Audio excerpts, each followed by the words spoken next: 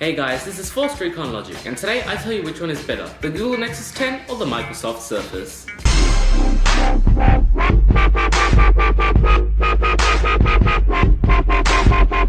Guys, before we do start, I do want to apologize for the lightning and thunder in the background, but I just realized that I hadn't uploaded a video in a while and I thought it was about time, but I guess the weather isn't really working out that good for us. But let's get straight into the review. Let's start off with the specifications.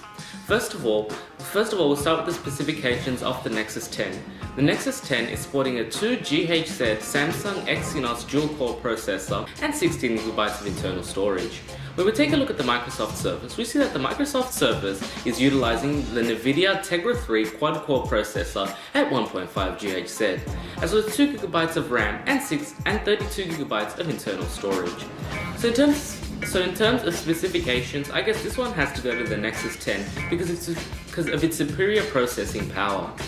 Next, we take a look at the display. The Nexus 10 has a 10.6-inch display and a display resolution of 2560 by 1600, as well as a PPI of 300. And for those of you who don't know what a PPI is, that's pixels per inch.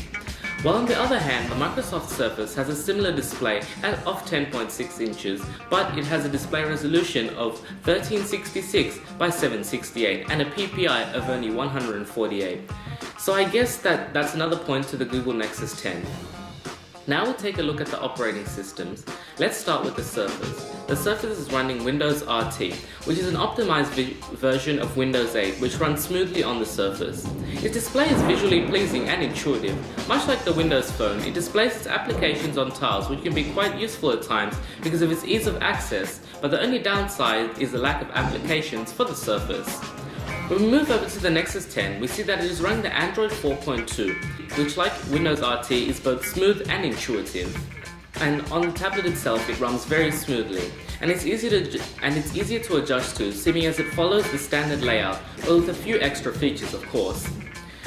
And unlike the Surface, the Nexus 10 is using the Google Play Store, which means of course it has an abundance of free apps as well as paid apps. And I think the reason the Surface doesn't have as many apps as the Android platform is because Windows RT hasn't been around much, but I'm sure as more developers start to get into the Windows platform, we'll be seeing more apps for the Microsoft Surface.